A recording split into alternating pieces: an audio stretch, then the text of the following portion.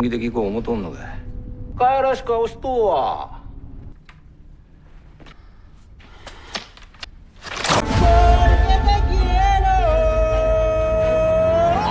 Hai, kebayang gak sih kalau mantan marinir Amerika direkrut jadi anggota Yakuza?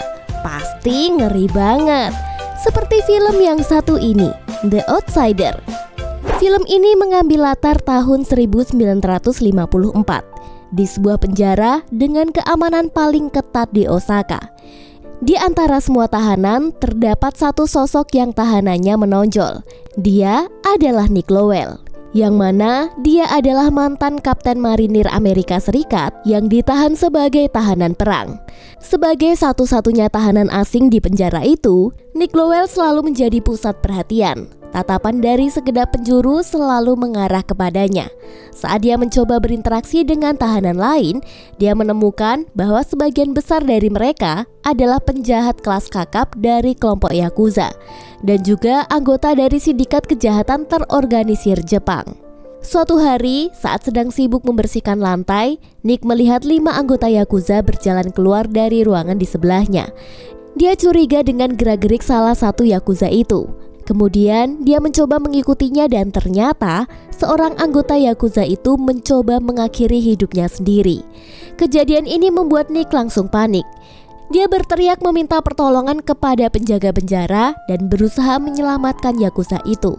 Namun alih-alih penjaga menolong mereka, Nick dan Yakuza itu malah dihajar oleh petugas penjara karena dicurigai merencanakan pelarian. Situasi pun memburuk ketika ditemukan sebuah kertas yang menunjukkan rencana mereka untuk meminta bantuan dari anggota Yakuza di luar penjara. Oleh karena itu, baik Nick maupun anggota Yakuza itu dituduh berkelompok melarikan diri dan dijatuhi hukuman tambahan berupa isolasi di sel terpisah.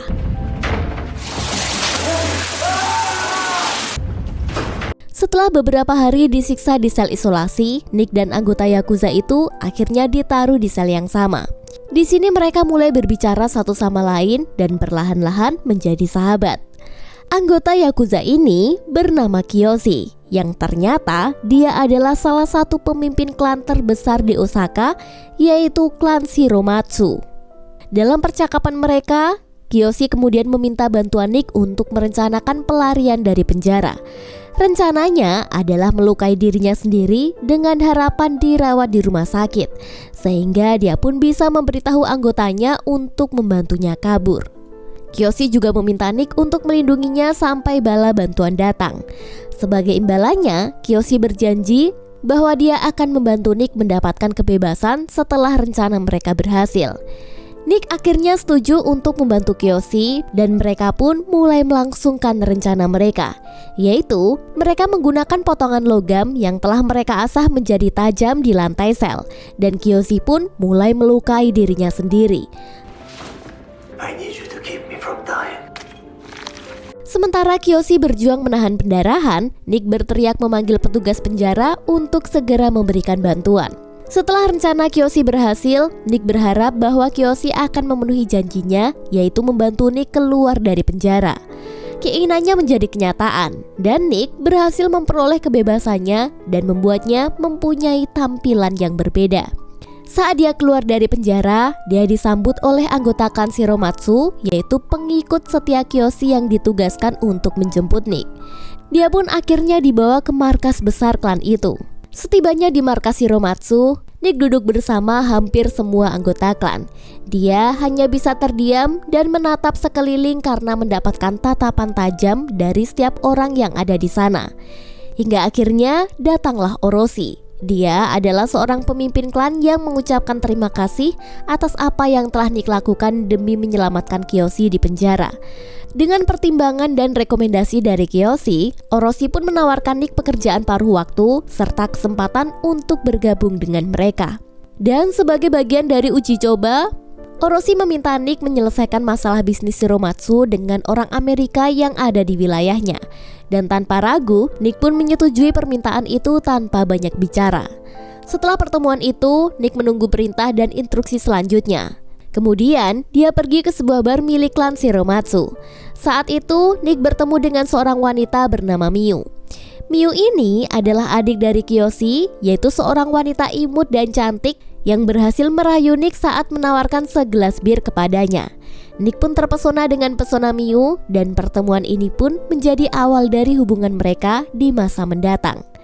Keesokan harinya, Nick mendapatkan misi pertamanya dari Hiroshi dan klan Shiromatsu. Dia harus bergabung dengan Kiyoshi dan anggota klan lain bernama Sotaru untuk melaksanakan tugas tersebut. Mereka pun diperintahkan ke sebuah pabrik logam untuk mewakili klan Shiromatsu. Di sana, mereka akhirnya bertemu dengan Anthony Vanetti. Dia adalah pemilik pabrik logam yang juga warga Amerika Serikat yang memiliki pengaruh besar di wilayah itu. Namun, Vanetti ini mengetahui bahwa Nick sebagai perwakilan dari klan Shiromatsu dan tidak memiliki niat yang baik. Namun, Vanetti tetap pada pendiriannya. Dia menolak menjual logamnya dengan harga yang lebih murah untuk klan Shiromatsu, meskipun mereka adalah penguasa di wilayah itu. Nick pun kesal dengan jawaban itu dan tidak diberi kesempatan untuk bernegosiasi. Bahkan dia hampir diusir untuk pergi dari pabrik itu. Nick pun tidak tinggal diam. Dia mengambil mesin ketik yang ada di meja dan dengan amarah dia pun memukulkan mesin ketik itu tepat di kepala Vanetti sebanyak 6 kali. Melalui tindakan ini, Nick memberi peringatan keras kepada Vanetti agar mempertimbangkan kembali tawarannya. Kemudian pada malam hari, setelah tugas pertama Nick dan Kiyoshi, mereka bersama beberapa anggota klan Shiromatsu memutuskan untuk berkumpul di sebuah tempat hiburan malam dan bersantai serta melepas penat. Namun, ketenangan mereka terganggu oleh kedatangan anggota Yakuza dari klan Seizu yang merupakan kelompok Yakuza saingan klan Shiromatsu yang berasal dari Kobe. Dan salah satu petinggi Seizu yang bernama Kentaro sengaja mengintimidasi anggota klan Shiromatsu, mulai dari ejekan kepada Nick, perebutan wilayah, hingga sindiran mengenai usia kepala klan Shiromatsu. Nick yang merasa terganggu dengan omongan Kentaro ini memutuskan untuk mengambil tindakan dan menghantam kepala Kentaro dengan botol minuman yang dia pegang. Shiromatsu no diamond nanka imi arahen de na. Kaera. Meskipun situasi menjadi semakin panas, Kentaro dan anggota klan Seizu lainnya memilih untuk mundur dan meninggalkan tempat itu. Melihat keberanian dan potensi yang dimiliki Nick dalam membela nama klan Shiromatsu, Kiyoshi pun akhirnya menawarkan Nick kesempatan untuk terjun lebih dalam ke dunia Yakuza. Dan sebagai bukti keseriusan tawarannya, Kiyoshi bahkan menyiapkan apartemen dan setelan jas untuk Nick yang kemudian dia pun menerima tawaran itu. Suatu hari, Kiyoshi mendapatkan kesempatan untuk menunjukkan kepada Nick sisi berbahaya dalam dunia Yakuza. Di wilayah Osaka, ada seorang pria bernama Kimura yang mengelola usaha perjudian ilegal tanpa izin dan tanpa memberitahu klan Shiromatsu yang menguasai wilayah itu. Bahkan, Kimura ini juga tidak memberikan bagi hasil kepada klan Shiromatsu, sehingga mereka pun memutuskan untuk menghukumnya. Nick pun melancarkan pukulan di leher Kimura yang membuat Kimura merasakan sakit luar biasa dan kesulitan bernafas.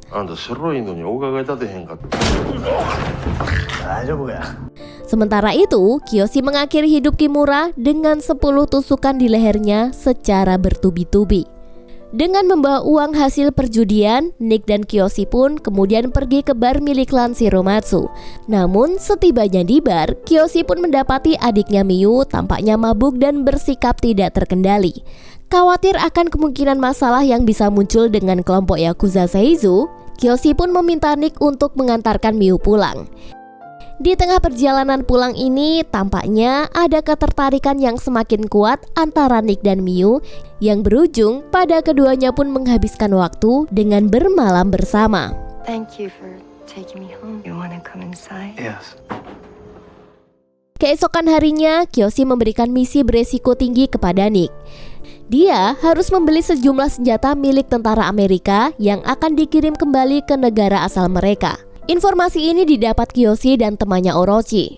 Kiyoshi juga mengingatkan bahwa klan Shiromatsu tidak akan terlibat dalam transaksi senjata itu dan Nick harus bertanggung jawab sendiri jika terjadi masalah. Meskipun misinya berbahaya, Nick menerima dan menjalankannya tanpa ragu. Saat malam tiba, Nick sudah sampai di pelabuhan tempat transaksi. Dia pun mulai merasa ada yang tidak beres. Di sana dia melihat sebuah mayat tergeletak di tempat transaksi yang membuatnya semakin cemas. Situasi pun menjadi semakin rumit ketika Kentaro muncul di sana bersama 3 anggotanya. Mereka tampaknya telah menggeledah mobil Nick, mencari uang yang akan digunakan untuk transaksi senjata itu. Namun ketika mereka tidak menemukan uang itu, Kentaro memerintahkan anggotanya untuk membunuh Nick dan meninggalkan lokasi itu. Namun dengan latar belakang Nick sebagai mantan tentara marinir yang terlatih, bukanlah hal yang sulit baginya untuk melumpuhkan anggota klan Seizu.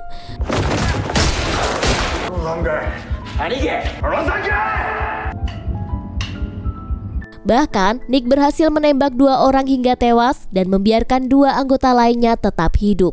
Setelah berhasil lolos dari kekacauan itu, penting untuk diingat bahwa hanya Kiyoshi, Orochi, dan Nick yang tahu tentang seluruh rencana ini. Namun fakta mengejutkan muncul ketika uang yang seharusnya berada di mobil Nick untuk transaksi ternyata hanya diketahui oleh Kiyoshi dan Nick saja. Hal ini menunjukkan bahwa adanya pengkhianatan. Dan dari semua petunjuk yang ada, dugaan kuat menunjukkan bahwa Orochi sebagai dalang di balik ini.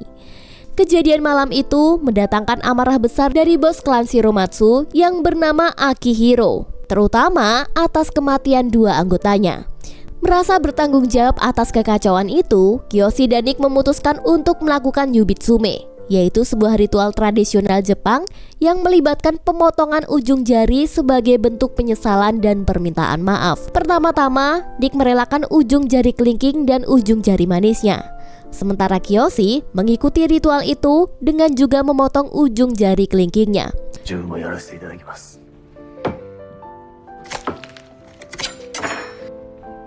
Namun, hal ini tidak berlaku kepada Orochi yang mengetahui rencana ini. Dia pun menolak untuk mengambil tanggung jawab atas perbuatannya.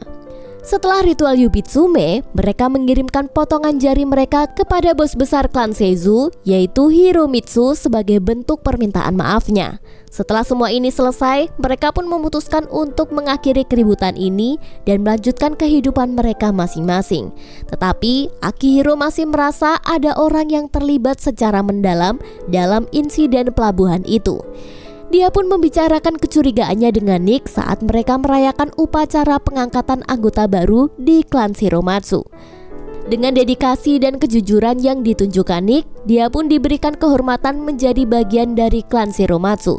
Di momen ini, Nick secara resmi menjadi anggota Yakuza. Dan dia kini menjadi bagian dari keluarga besar Shiromatsu.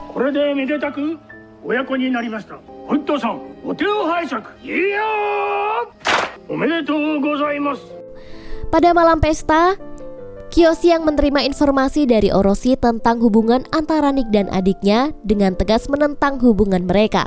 Karena Kiyoshi khawatir tentang keselamatan dan potensi penderitaan yang mungkin dialami adiknya jika dia memiliki hubungan yang serius dengan anggota Yakuza. Namun meskipun segala penolakan itu, Nick berusaha meyakinkan Kiyoshi dan berjanji untuk melindungi dan merawat Miyu serta meminta restu darinya. Sebagai bentuk anggota dari klan Yakuza, Nick memutuskan untuk mentato badannya dengan gambar yang mirip dengan yang dimiliki oleh kekasihnya, yaitu 2 ikan koi yang berenang ke arah yang berlawanan, yang mana filosofi ini menjadi simbol bagi kehidupannya sebagai anggota Yakuza. Masa-masanya sebagai anggota Yakuza melibatkan Nick dalam berbagai kegiatan, mulai dari penyetoran sampai penagihan untuk semua bisnis hiburan malam yang berada di bawah perlindungan klan Shiromatsu. Hingga beberapa hari kemudian, ketegangan semakin meningkat ketika perwakilan dari klan Seizu muncul untuk berbicara dengan bos besar klan Shiromatsu. Di sini Akihiro merasa terhina dengan kedatangan anggota klan Seizu itu. Dia merasa bahwa untuk urusan bisnis yang besar ini, ketua klan Seizu seharusnya datang sendiri, bukan hanya mengutus anggota biasa. Karena Akihiro merasa terhina dengan penawaran dari klan Seizu, dia pun memutuskan untuk menolak segala bentuk proposal yang diajukan kepada dirinya. Meski Orochi memutuskan memberikan saran dan masukan agar Akihiro menerima tawaran dari klan Seizu, ternyata Akihiro tetap bersikeras menolak segala bentuk kerjasama dengan kelompok mereka. Insiden ini menambah kemarahan Orochi terhadap situasinya di klan Shiromatsu. Ditambah dengan penolakan Akihiro untuk bertemu dengannya setelah pertemuan itu yang menimbulkan rasa kecewa dan marah kepada Orochi. Dalam keadaan emosi dan mabuk, Orochi meneruskan kemarahannya kepada Miyu, mantan kekasihnya. Dia mencoba untuk merayu Miyu, tetapi sayangnya ditolak. Dan tentu saja ini membuatnya semakin marah dan cemburu terhadap hubungan Miyu dengan Nick. Pada titik ini, Orochi telah keluar kendali. Dia bahkan menampar Miyu beberapa kali dan bahkan hampir mencoba memperkosanya. Pada malam harinya, Akihiro dan bos klan Seizu bertemu dengan sesi pertandingan sumo. Di sini mereka berdiskusi tentang rencana kerjasama bisnis di waktu yang lalu. Namun, karena Akihiro telah merasa kecewa dan terhina oleh bos klan Seizu, dia tetap menolak tawaran itu. Bahkan saat bos klan Seizu memberikan ancaman agar Akihiro pensiun dari dunia Yakuza, Akihiro memilih untuk meninggalkan pertandingan dan memberikan ancaman balik kepada bos itu.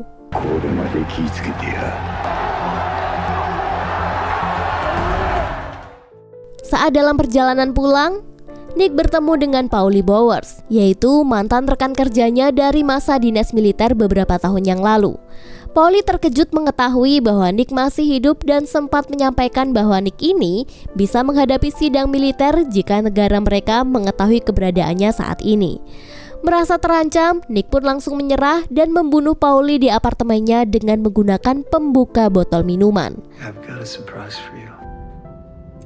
I'm sorry. What?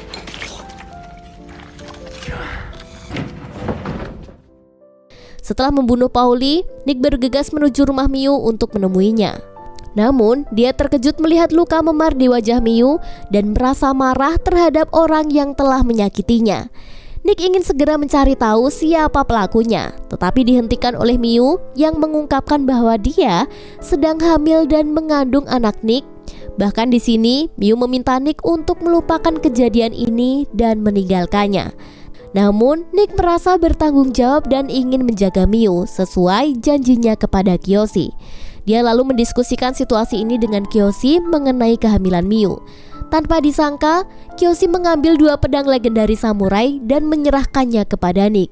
Dengan harapan, Nick akan melanjutkan tugas Kiyoshi untuk menjaga Miyu dan keluarga mereka. Mendengar hal itu, Nick pun tidak ragu menerima tanggung jawab ini. Setelah pertemuan itu, Nick meminta bantuan Kiyoshi untuk mengurus jasad Paulie yang telah dia bunuh sebelumnya. Di tempat lain, muncul pengkhianatan di dalam klan Shiromatsu, di mana Orochi dan Seizu merencanakan untuk menghancurkan klan Shiromatsu. Orochi tampaknya telah berkhianat untuk melawan klan Shiromatsu dan malah bergabung dengan Seizu. Pada keesokan harinya, terjadilah serangan terhadap klan Shiromatsu saat anggota mereka di tempat pembuatan jas, di mana Kiyoshi, Nick, dan bosnya nyaris dibunuh oleh seorang penyerang misterius. Tetapi untunglah, Nick berhasil menggagalkan upaya pembunuhan itu, hingga pada akhirnya Kiyoshi kemudian menembak penyerang itu untuk menyelamatkan bos mereka. Setelah peristiwa tragis itu, mereka pun mencoba meninggalkan area itu dengan mobil. Namun tiba-tiba Kentaro datang bersama anggota lainnya dari klan Seizu. Mereka pun langsung menyerang mereka menggunakan pistol hingga membuat Kiyoshi terbunuh. Are you okay? Kiyoshi. Kedatangan Nick dan Shiromatsu kembali ke markas menciptakan keadaan semakin panas. Terlebih lagi dengan berita bahwa Orochi bersama 9 anggota lainnya dari klan Shiromatsu telah membelot ke klan Seizu. Di sini anggota klan Shiromatsu yang bernama Ryo mengungkapkan akan kekurangan personel jika mereka memilih untuk berperang melawan klan Seizu. Namun Nick tetap bertekad untuk membalas kematian Kiyoshi, apalagi melihat kesedihan Miyu setelah mengetahui kematian kakaknya. Di sini Nick bersumpah akan membalaskan dendam atas kematian Kiyoshi dan konflik antara klan pun dimulai. Dengan permusuhan para petinggi klan Seizu oleh Nick dan anggota Shiromatsu lainnya. Ketegangan semakin memanas dan akhirnya klan Seizu meminta pertemuan dengan klan Shiromatsu di tempat netral dengan aturan tidak membawa senjata apapun demi meredakan situasi yang baru saja terjadi. Mendengar permintaan itu, akhirnya Akihiro menerima undangan itu dan mereka pun bertemu di sebuah dermaga pada keesokan harinya. Namun, klan Seizu melarang perjanjian dan datang dengan jumlah yang lebih banyak. Ditambah kehadiran Orochi dan pengkhianat lainnya yang membawa senjata yang sama sekali tidak sesuai dengan perjanjian yang mereka sampaikan. Nick dan anggota klan Shiromatsu tidak bisa berbuat banyak saat mereka menyaksikan Orochi menyerang Akihiro.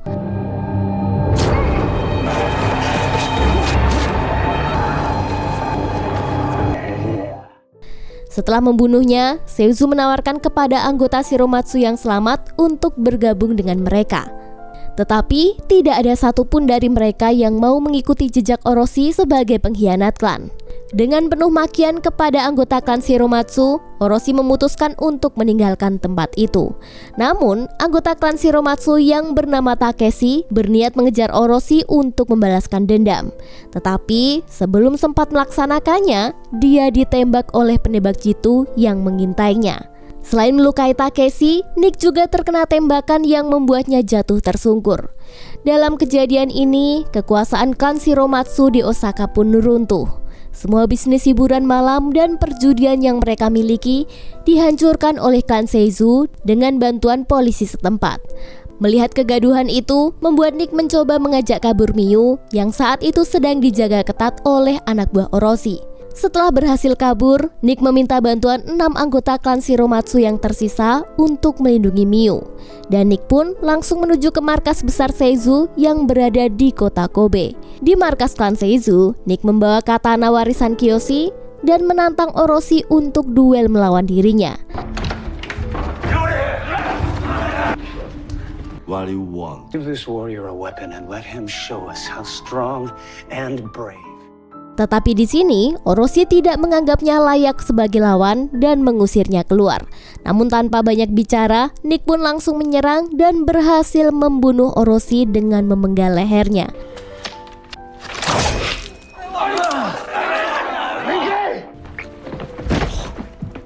Hal itu ia lakukan sebagai bentuk pembalasan atas pengkhianatan terhadap keluarga besar klan Shiromatsu. Seizu yang kaget melihat aksi Nick hanya menyuruhnya pergi dari tempat itu. Di akhir film, Nick kembali ke Osaka untuk menemui Miyu dan ke-6 anggota klan Shiromatsu yang tersisa. Dia pun merasa sangat lega. Nick pun dipeluk erat oleh Miyu dan dihormati oleh ke-6 anggota yang tersisa. Hal ini membuktikan bahwa dirinya layak sebagai anggota Yakuza sejati yang telah mempertahankan martabat dan kehormatan keluarga besar klan Shiromatsu. Dan film pun tamat.